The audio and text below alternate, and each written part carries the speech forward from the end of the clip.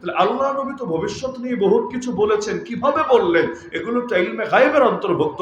নবী যেহেতু বলেছেন তার মানে নবী গায়েব জানেন। দ্বিতীয় দল যারা বলে নবী গায়েব জানে না, তারা কি এগুলো অস্বীকার করে যে দাজ্জাল আসবে না, নবী ঈসা আসবেন না, মাহদী আসবে না, গজওয়াতুল হিন্দ হবে না, আরো যা কিছু আছে এগুলো নিয়ে নবী যা বলেছেন সেটা সঠিক হবে না, অস্বীকার করে না? তারা অস্বীকার করে না, তারাও বলে হ্যাঁ এগুলো তো সব মানি, এগুলো আল্লাহ জানিয়েছেন তাই নবী জেনেছেন, নবী জেনেছেন তাই উম্মতকে বলেছেন। যেগুলো যেগুলো জানিয়েছেন সেগুলো তো অবশ্যই জানেন, যা জানান না তা তিনি জানেন না। কারণ আল্লাহ বলেছেন আলিমুল গায়ব, নিজের ব্যাপারে আল্লাহ বলছেন আলিমুল গায়ব, আল্লাহ গায়েবের জ্ঞানের অধিকারী। ফালা ইউযহিরু আলা গায়বিহি আহাদা, তিনি কারো উপর তার গায়েব প্রকাশ করেন না, ইল্লা মান ইরতাদা মির রাসূল, তবে যেই রাসূলের উপর, যেই প্রতিনিধির উপর, যেই বার্তাবাহকের উপর তিনি সন্তুষ্ট, তার সামনে গায়েবের কিছু কিছু বিষয় তিনি প্রকাশ করেন। তা আল্লাহ জানালে তো সবাই জানবে, আল্লাহ ফেরেশতাকে জানালে ফেরেশতাও জানে। যেমন বছরে একটা রাত আছে, আগামী 1 বছর কি হবে না হবে দায়িত্বরত ফেরেশতাদেরকে সেই রাত্রে তাদের দায়িত্ব বুঝায় দেওয়া হয়। তাহলে আমি তো জানি না আগামীকাল কি হবে, ওমা তাদরি নাফসু মাযা তাকসিবু গাদা, কিন্তু দায়িত্বরত ফেরেশতা তো জানে আগামী বছরের ওই রাত আসার আগ পর্যন্ত কি হবে। তাই বলে সে আলিমুল গায়েব হয়ে যায় নাই। কেন? আল্লাহ তাকে জানিয়েছেন এবং আল্লাহ জানানোর মাধ্যমে সে জেনেছে। তো যারা বলে নবী গায়েব জানে না, উদ্দেশ্য নবীর গায়েবের নিজস্ব জ্ঞান নাই, তবে অর্জিত জ্ঞান মানে যেই জ্ঞান আল্লাহ দিয়েছেন, ওই আল্লাহ প্রদত্ত জ্ঞান আছে, আল্লাহ যতটুকু দিয়েছেন ততটুকু আছে। নতিজা কি দাঁড়ালো? নতিজা দাঁড়ালো লাউয়ার কদুর নতিজা। কিভাবে? যে যারা বলছে নবী গায়েব জানেন, তারা যেই যেই বিষয় ওদেরকেও জিজ্ঞাসা করেন, আচ্ছা নবী গায়েব জানেন, সব জানেন? নবীর ইলম কি অসীম? বলবেন হ্যাঁ না হুজুর, এটা কিভাবে হয়?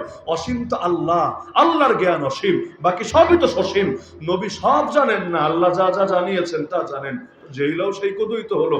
আপনি বললেন আল্লাহ যা যা জানিয়েছেন তা তা জানেন, আবার তিনি বলছেন জানেন না, মানে হলো আল্লাহ যা জানান নাই তা তিনি নিজের থেকে জানেন না, ব্যাস একই হলো। হ্যাঁ, এর মানে দল দুইটাই, বিষয়টা এত সহজ ভাববেন না, আরো মায়ের পেচ আছে। একদল আবার এমনও আছে যারা মনে করে সবই জানে, সবই মানে আল্লাহ যেমন সব জানে, নবীও একইভাবে সব জানে, কোনো কিছু গোপন নাই। এজন্য এমন পাগলও আছে বাংলাদেশে, একদিকে তো মিলাদ কিয়াম করে, ওই কিয়ামের মধ্যে চেয়ার একটা খালি রাখে যে নবী জানবে, জেনে এসে এখানে বসবে, আল্লাহ নবী বসবে, নবী যাওয়ার পরে তারা জিলাপি খাবে, এই খুশিতে, এই আনন্দে। দল যে দুইটাই, বিষয়টা এমন না, দল বহুত আছে। বাংলাদেশ তো বড় একটা দেশ, মানে দেশ সাইজে ছোট, মানুষ বেশি, তো দলাদলের অভাব নাই। কিন্তু আমি প্রথম যে দুইটা দলের কথা বললাম, বাকি 3, 4, 5, 6 এগুলো রাখেন, প্রথম দুই দলের বক্তব্য যদিও আলাদা, কিন্তু উদ্দেশ্য যেই লাউ সেই কদু, কিন্তু বলায় পার্থক্য।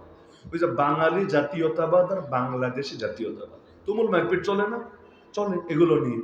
আবার জয় বাংলা স্লোগান নিয়েও কত ধরনের কত বক্তব্য হয়, শাব্দিক অর্থ নিয়ে না, কিন্তু অর্থের পেছনে কি উদ্দেশ্য লুকায় আছে, কারা বলেছে, কবে বলেছে, এগুলো নিয়ে মারপিট চলে সমাজে। তাহলে দেখা গেল অনেক বিতর্ক এমন, এটা তো মানেন যে অনেক বিতর্ক এমন যেই বিতর্কগুলো ফালতু, মানে কোনো দরকারই নাই, তারপরও সমাজে চলে।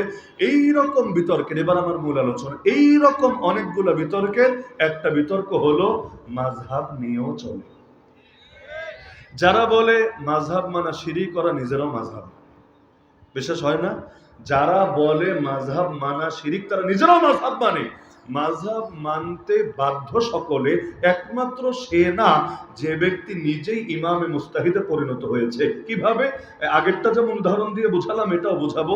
এরপর কারো যে কোনো ধরনের যৌক্তিক প্রশ্ন থাকলে লিখিত পাঠিয়ে দিবেন এখানে, আমি জবাব দিয়ে তারপরে যাব, জবাব না দিয়ে যাব না, চিন্তার কোনো কারণ নাই। আজকের এই আলোচনাটাকে একটা ওয়াজ মনে না করে একটা ক্লাস মনে করেন, ক্লাস।